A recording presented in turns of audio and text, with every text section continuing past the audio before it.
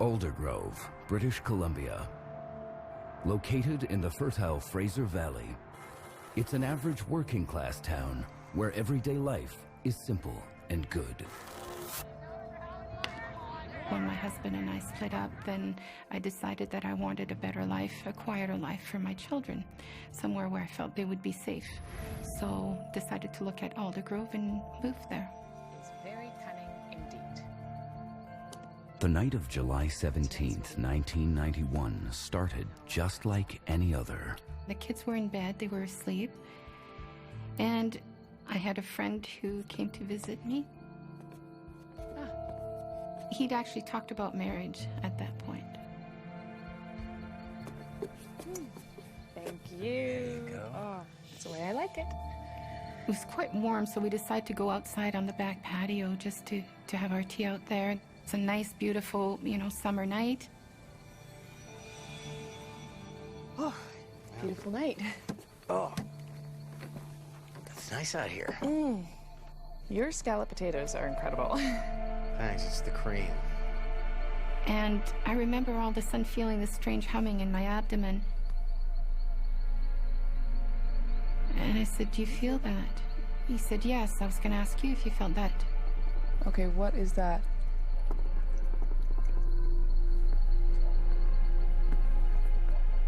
That's weird. And I said, "Look up." Tom. Wow.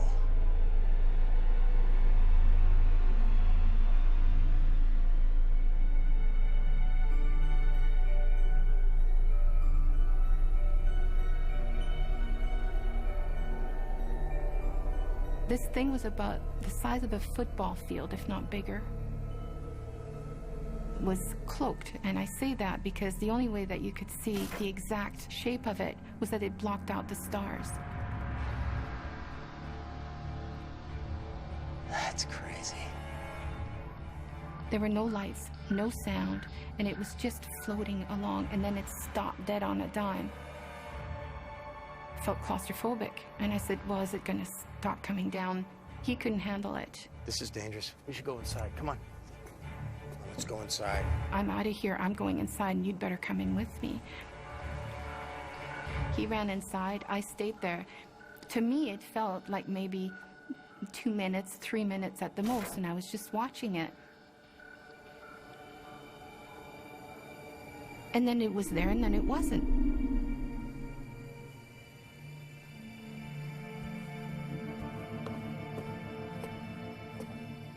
There you are. He just said, "Where have you been? Where'd you go? I've looked all over for you. You've been gone for quite a while." What? I've been right here. I'm watching whatever that was. Listen, I came out with the tea and you left. I said I didn't go anywhere. What are you I talking looked everywhere about? for you. I went into the woods. I went to the end of the driveway trying to find you. An hour. I said I was outside, just for a few minutes. And he said, "No, you've been gone over 45 minutes. I said, "That's impossible." Tom, I've been standing right here looking up at whatever that was in the sky. Yeah, for I'm telling you, I was only out there 2 or 3 minutes. I think you're just, a little nervous about this thing you saw. And he said, "No." He said, "Look at the clock." I thought I should stick around because the kids would be by themselves while you were gone. You've been gone almost an hour, 45 minutes. And he said, "I didn't know what to think." And you just disappeared. There's no explanation. I've been standing here the whole time, Tom. Tom, you went inside, you put the teacups down. I have been standing here. This disappearing act is just not, it doesn't What work. are you, Tom? I had no idea where I'd been. After that happened, he never came back again. I got a phone call, "I'm sorry, goodbye." Yeah. And it's like, okay, well, what do we do with this now? What we witnessed was this huge boomerang-shaped ship. It was probably over the size of a football field big. And who do I tell? You're not sure you want to contact somebody and tell them about it because you don't want to be ridiculed. But things didn't match up. Things weren't right.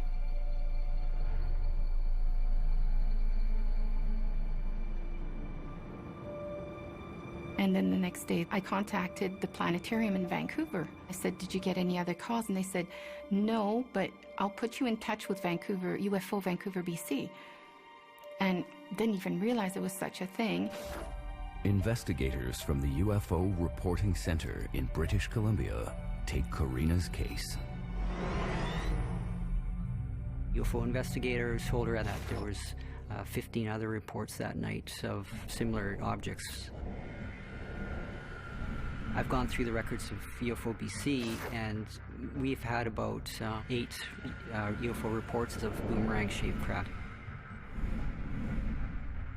It just confirmed that what we had seen was not imaginary. There really was something, because there had been other eyewitness reports that night. Is interstellar travel possible? Astrophysicist Dr. Jamie Matthews is the mission scientist in charge of Canada's first space telescope. I think it's important to keep in mind that the distances between stars are so vast that if you're traveling in the conventional sense, and if you're restricted by the universal speed limit of the speed of light, 300,000 kilometers per second, it's a high speed, but even at that incredible pace, it takes years to cross the distance between even the nearest neighboring stars. Our fastest space probes would take tens of thousands of years to reach the nearest neighboring star. So if people had a real intuition for interstellar distances, they would probably think more carefully about how likely it is that aliens are traversing those distances to visit us, and how often they would do it. I'm not saying it's impossible, but it's not as easy as it looks. What if interstellar travel isn't the only way aliens visit Earth? You know, maybe if we have visitors, they're not coming from another place in our three-dimensional spatial universe. Maybe they're coming from another set of dimensions within a much larger multiverse. There could be many, many dimensions of space and time, of which our 3 spatial dimensions and our 1 temporal dimension are just a subset of them. But if you're going to connect across dimensions, you need to somehow tear a hole in the geometries. If creatures have found a way to do this, then they have developed a very sophisticated technology. If it's happening by accident, they found some natural phenomena that we have not yet encountered. I didn't know what to believe. I realized that there was something very strange happening. There's 1, 2, 3 a year that really stand out, like the one with Corina, that really, demand more attention. This giant boomerang-shaped craft flew over them. Before that happened, though, everything went quiet. All the frogs stopped croaking, a dead silence. 45 minutes or an hour had gone by that wasn't accounted for. She doesn't recall what happened with that missing time. So where was she? I'm not sure what happened, what took place.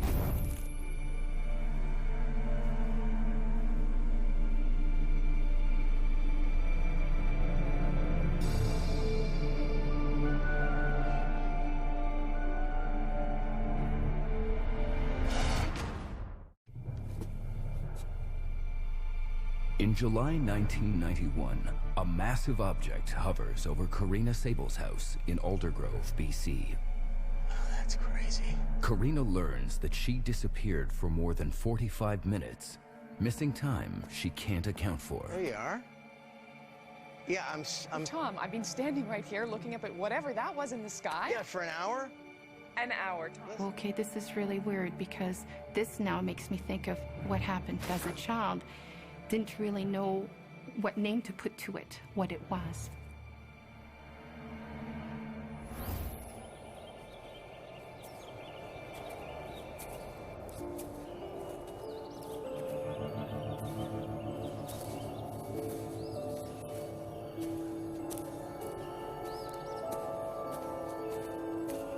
It was in October, close to Halloween, and little friends had come over and they said, come out with us, we're going to go play in the forest.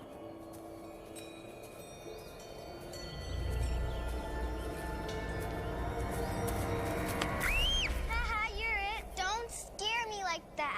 somebody suggested we play hide and seek, and it came time for my turn, to kind of hide up against a tree and try and find everyone else. 1, 2, 3, 4, 5, 6, 7, 8, 9, 10. Ready or not, here I come.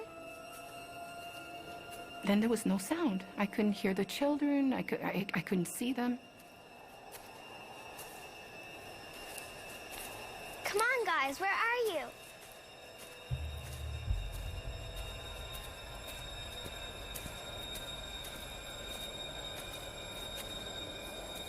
All of a sudden, it was like a strange, musty smell came around me, kind of enveloped me.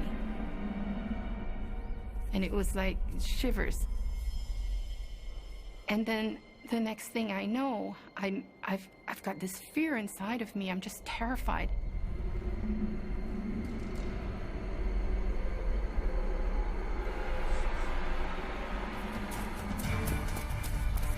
I don't dare look back to what's following me, but I know something's behind me.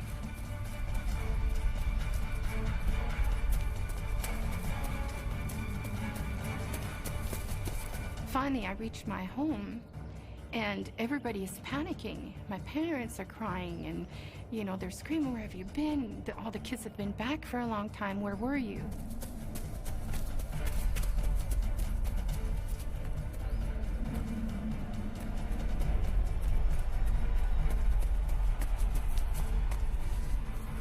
To this day, I have no idea where I was or what happened, but I know that there was time missing.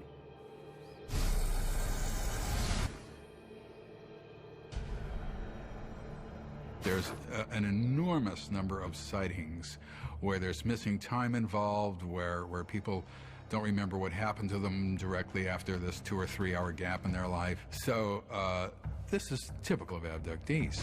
So at that time, he just explained that abduction, was when they come and they would take these people and they do things to them.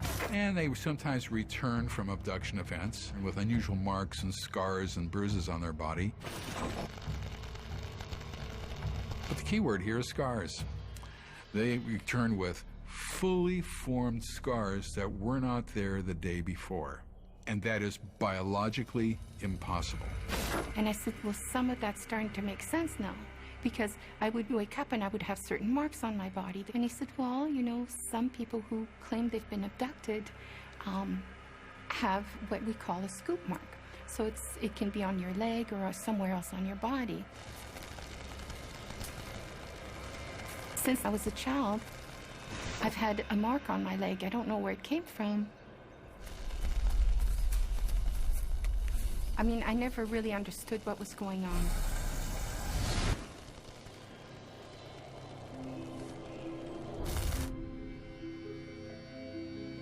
I went and saw a doctor, and I asked him to check it out to tell me what he thought it was. He didn't really come up with a specific answer. Is the unexplained mark evidence of an abduction experience? Well, definitely you question yourself. I never have taken any drugs. I didn't drink. I still don't. You feel absolutely and totally alone because you don't know who's going to believe you. I mean, if I was listening to someone else at that time, I would have said, I don't know if I should believe this. Over the next few weeks, Corina tries to put the sighting behind her. I had put the children to bed and I went to bed myself, and I just, closed my eyes.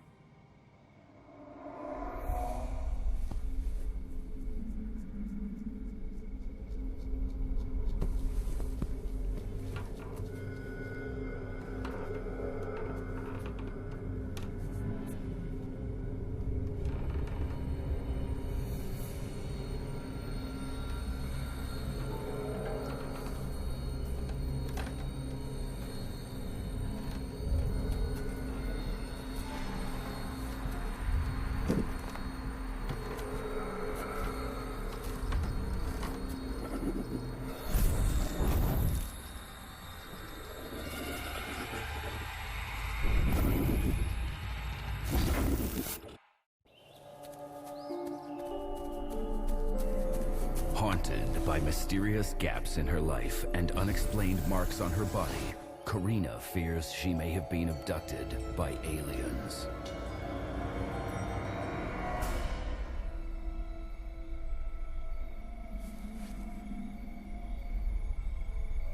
Weeks after witnessing a large object hovering over her house in Aldergrove, British Columbia, things take a nightmarish turn.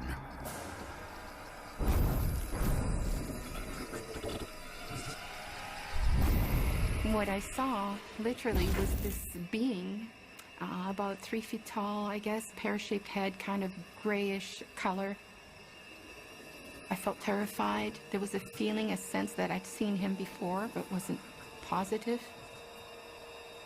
So I would see its image, like it would be there, and then its image would appear in front of it, and in front of it, and in front of it. So I don't know how else to describe that. It was kind of floating into her room.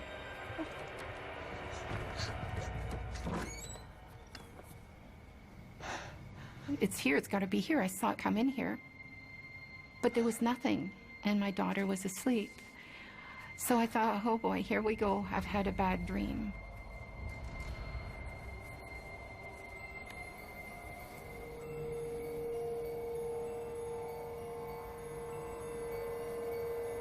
I seriously thought of putting myself in a psych ward. It's when those things happen, it's the first thing I think of is my children. How can I protect them? How can I stop all this?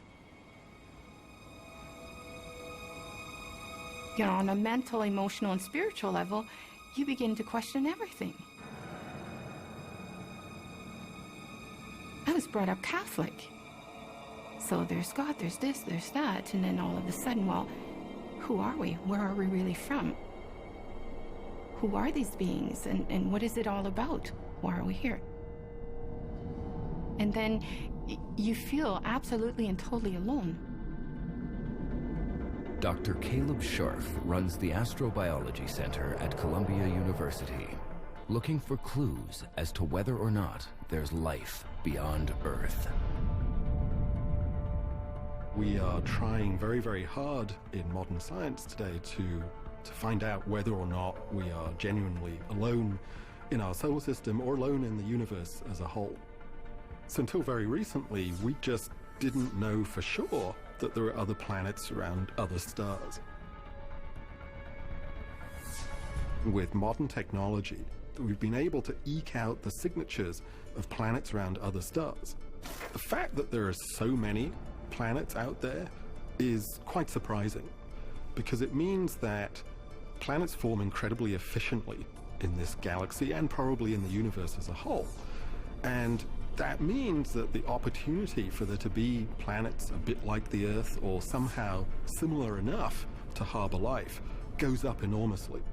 I think we're sitting at 763 confirmed planets and more than 2,000 candidate planets. Our galaxy is packed with planets. There are more planets than stars. And we didn't know that a few years ago.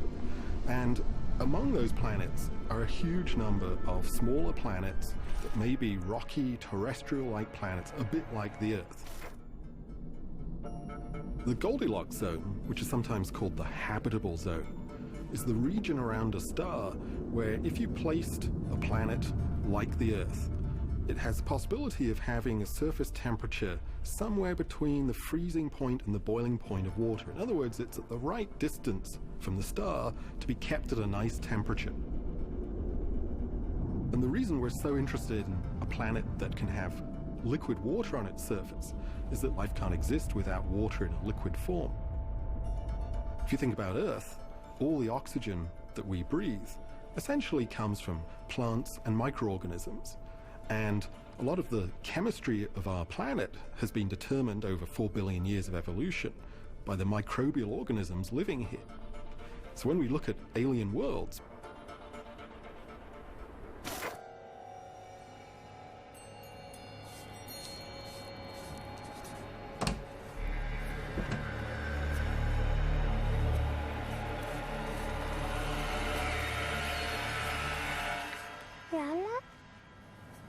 What's this? Oh, that's the little white ghost. little white ghost? Who are these beings, and what is it all about? Well, he comes into my bedroom sometimes, and he scares me a little bit, but he doesn't hurt me.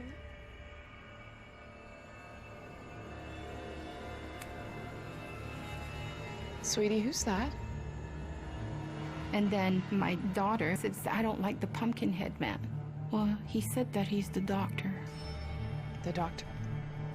Yeah. I'm really scared of him because he hurts me. He scares me a little bit. Oh, that's the doctor. That's the doctor. That's the doctor.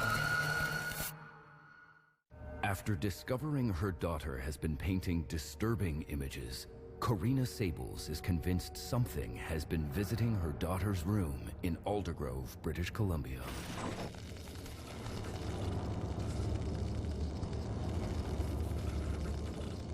Our perception of aliens in writing, in film, in television is all governed by our perception of ourselves. And so we try to have wild extrapolations, but really we can't because we have only one example of complex life here on Earth. Alien life may not look so different from us. It may have 2 arms, 2 legs, 2 eyes, and so on, because that is a natural solution to the problem of having a functioning organism. Life has to subscribe to the same rules that govern us here. The laws of physics, the laws of chemistry and biochemistry and so on. But how they manifest themselves, you know, how you go from simple organisms to complex organisms, it seems logical to us based on what we know about life here. We're saying, okay, you know, well, they've got to have like 2 eyes and stereoscopic vision. They should have 2 legs to balance themselves, you know, or whatever. But well, who knows? The other side of the coin is that evolution is a much more random process, in which case there could be alien life out there that has no resemblance to us whatsoever, but it senses things, it moves, it thinks, but it does it in a very, very different way. That too is a valid viewpoint. We just don't know yet which way it's going to go. Every time that we have had the capability of looking at the universe in different ways, to open our eyes to new regions of wavelength in the electromagnetic spectrum, or new time scales, or new distances, we've been surprised.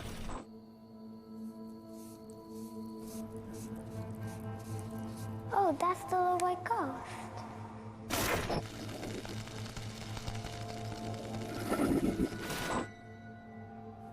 When my daughter ended up telling me about the doctor, it definitely brought me back to what really happened in Aldergrove.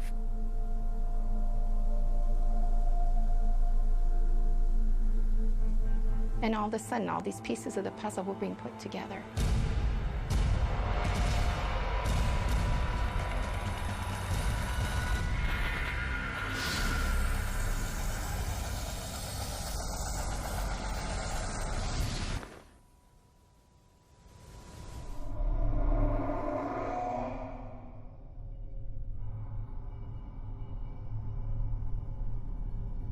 I remember being taken up in a very, very large ship, for lack of a better word. It was a gigantic room, and it was round.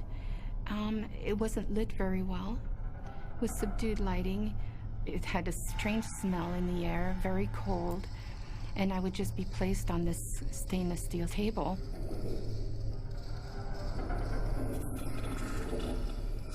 All of a sudden, to my left, this tall being with very bony structure started approaching me. He had a huge head, and it was kind of like lots of bone structure to his head. Large, black, almond-shaped eyes, slits for a mouth, no nose to speak of, no ears, very scrawny little body. And I remember feeling terrified. He didn't say it with his lips, I just heard in my mind. He said, "I'm the doctor." It was almost like, what's he going to do to me?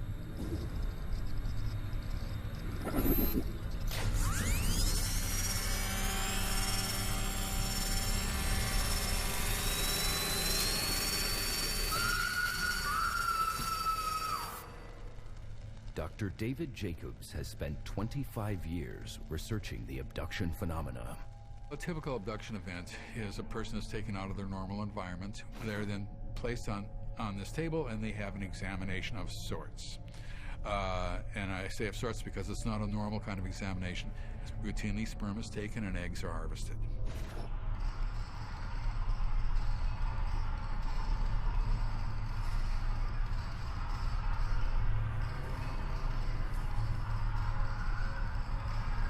There was another room that was there, and in this particular place, you could see hundreds of what looked like aquariums.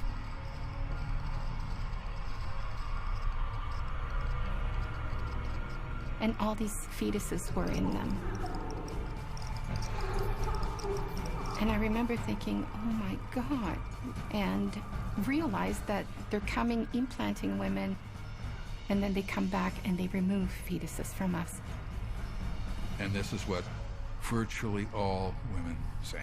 And the goal is the production of these hybrid human-looking beings. Cross between alien and human.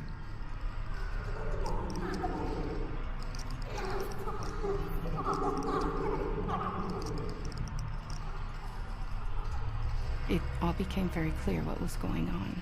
I always seemed to have female-type problems, and my mother had them as well. We would be pregnant, and then we would no longer be pregnant. We'd have miscarriages, but never actually found a fetus.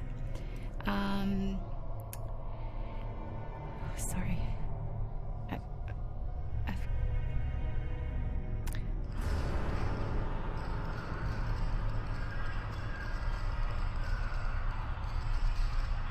And that's when I clued in that this is going from generation to generation.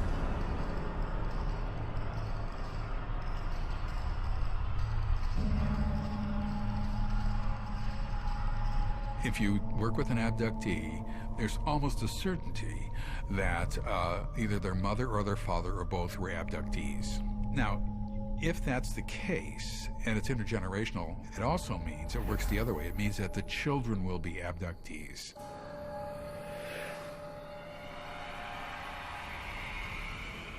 I think the worst thing was that realizing that this was really real. You know, that was terrifying. I was getting angry. I didn't want to believe this. How do we get away from them? What can I do? How can I stop all this? I have to do something to protect my daughter. I don't want something happening to her.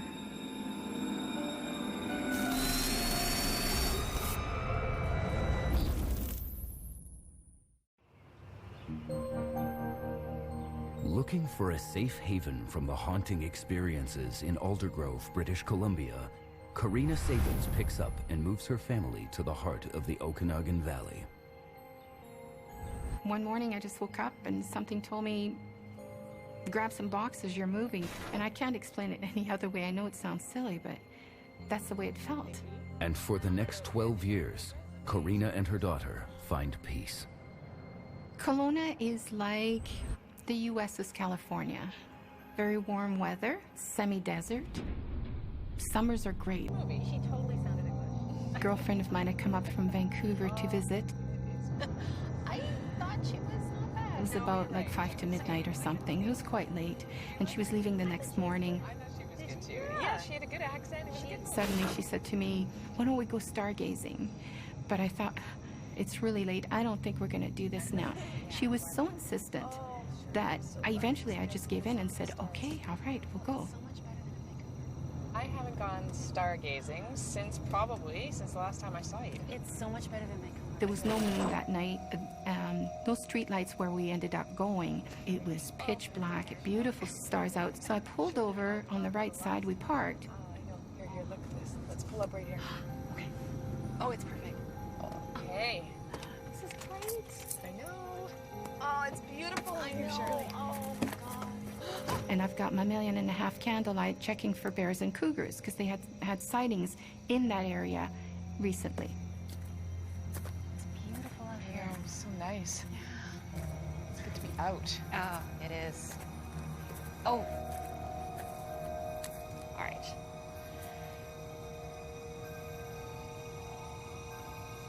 Okay, that's really weird. Right away, she said there's like 3 pinpoints, like stars in the sky. And they're green. They're neon green. They're coming together in a triangle, but they're green. I don't know, what is that? Airplanes don't do that, helicopters don't do that. Something's going on. They're moving in. I turned on my light just because I was scared.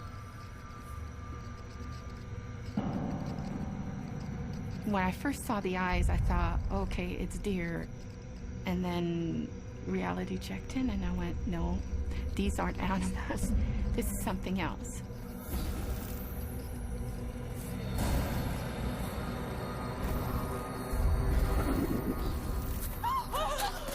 And once I realized what they were, then I really panicked. I tried yelling and my voice wouldn't hardly come out. I think I was so terrified that I couldn't speak, I couldn't breathe. And I'm trying to tell her to get back in the car. I'm trying to get back to my door, but it's like I'm going in slow motion and that I'm walking in quicksand.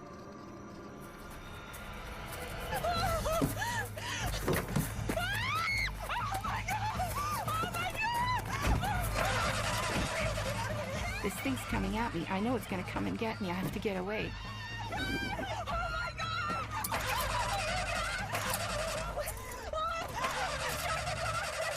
And I said, it won't work. It's not coming.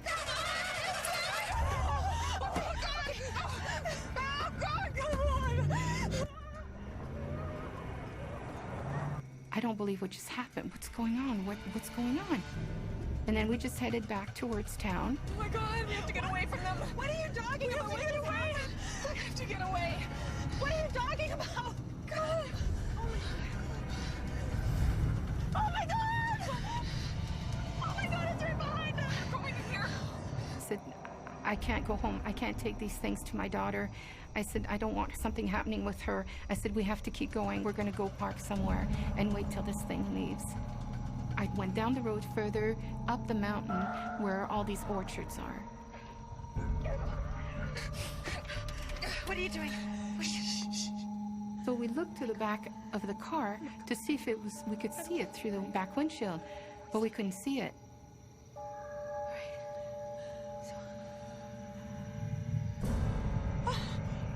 And it was above us. It was above the vehicle.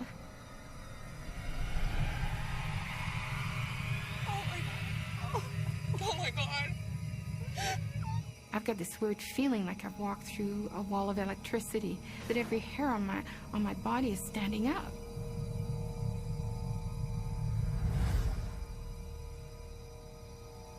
It's gone. Okay. What's going on with your clock? Corina, why is it saying that? Why is it saying... Oh my gosh.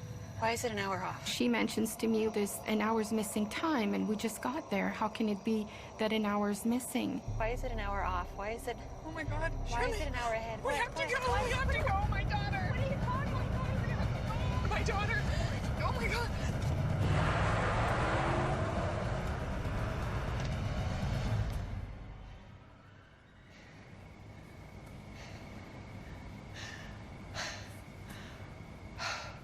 Everything seems fine, and my daughter was asleep.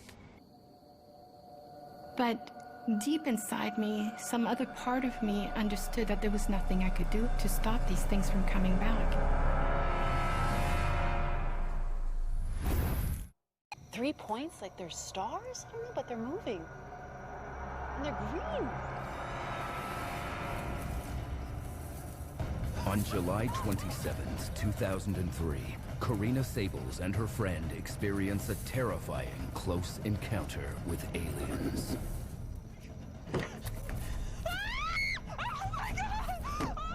Fearing for her daughter's safety, Corina races home only to discover, much to her relief, all is well. Corina immediately reports the incident to UFO investigators in British Columbia. And she learns from ufologist Brian Vike that she and her friend aren't the first to report the sighting. You had over 200 witnesses for one event that actually took place on the 27th of 2003, July 2003. It was an amazing event. The phone never stopped. What he said was, we've had a lot more sightings. You know, people have eyewitness reports. We have people calling us. We have people emailing us with the same things that you've seen. We saw these green lights going around the sky and hovering and going back and forth and then up and down and then shooting off into the distance. It was incredible. The object ended up coming over the mountains, did 90-degree turns, dropped down over lakes. It did another 90-degree and turned off. Went over top of people's vehicles on the highway. It was bizarre.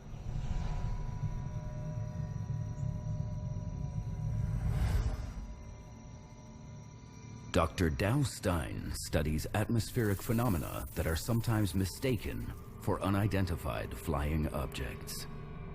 The meteor is a small lump of material that has come loose in the solar system, that's become bound to Earth by gravity and plummets into Earth because it doesn't have enough speed to keep it in orbit. As it plummets to Earth, it eventually interacts with the atmosphere and burns up.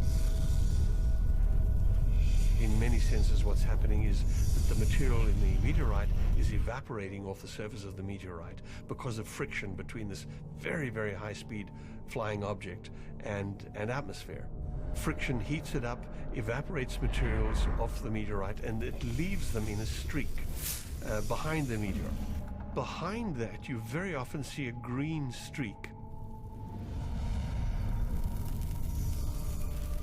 So you'll see the meteorite head, a white streak behind it, and then a green zone, and then eventually darkness. And that'll always be in pretty much a straight line. Who knows what height it was, how low it was, whether it was a large fragment or a small fragment low down. But any meteorite fragment would be illuminated by the light from the energy of the meteorite. But Corina and her friends saw more than one neon light in the sky that evening. There were 3 of them, and they were positioned in a triangular formation and kind of going around, moving in strange directions.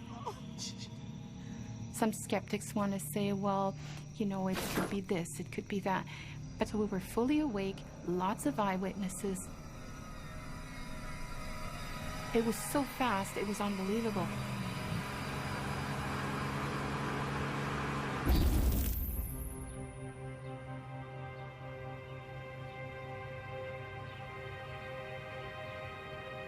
The next morning, Corina suffers from a massive headache. I'm just sitting there trying to figure out what happened the night before. Morning, Shirley. My friend gets up and she said, you know, I really don't feel well this morning. She said, something's wrong. How did you sleep last night? I don't feel well at all. Yeah, I have a bit of a headache, too. Do you? Yeah, I just feel like there's something wrong. I have a headache. I feel... Big excitement last night, maybe? I don't know. Oh, my gosh, Shirley. Shirley, Oh, my nose is bleeding. Oh, my God. Oh, God, that's awful. Oh. Oh, Shirley, that's terrible. My nose? She's got a bleeding nose. Like, I've seen bleeding noses before. It was quite intense. And she says, you know, something's wrong. She says, I've got pain down my back. I've got something wrong with my back. I'll show you. It really hurts. I feel like I don't know what I did. It's a bruise or something. Oh, jeez, Shirley, you're burnt. You have a burn on your back. And it was a big circular, what looked like a radiation burn. Oh my God, it really hurts. How did you... I don't know. It really hurts. Hey, sweetie. I don't feel so good. Nikki, you look awful. Yeah, I feel like I'm gonna throw up. Okay.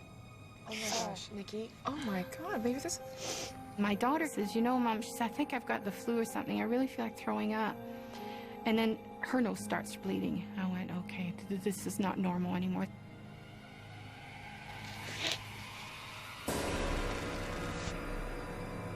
It hit me like a ton of bricks, and I went, no matter what I did to try and keep them away, they still got to her. They got to my daughter. That's why she also has a bleeding nose, and there was nothing I could do. No matter where we went or how far we would go, they would always find us. For Corina, the recent experience confirms her worst fears. The last experience left me pretty raw and open again, you know, to remind me that they are in control, or that they can still come and do what they want, and that there's nothing I can do about it.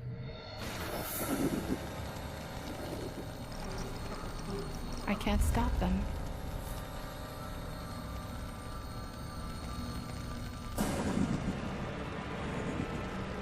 No matter where we went or how far we would go, they would always find us.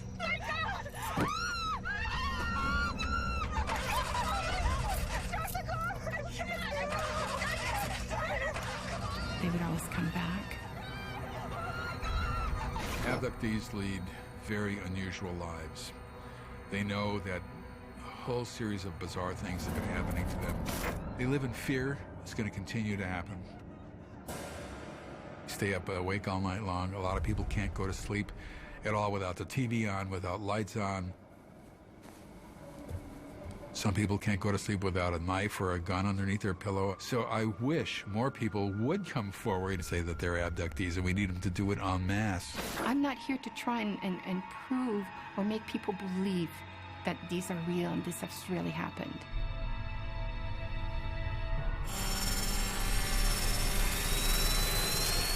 You can't let this consume you, because if you do, you won't survive. If I'm 50-something and I'm still here,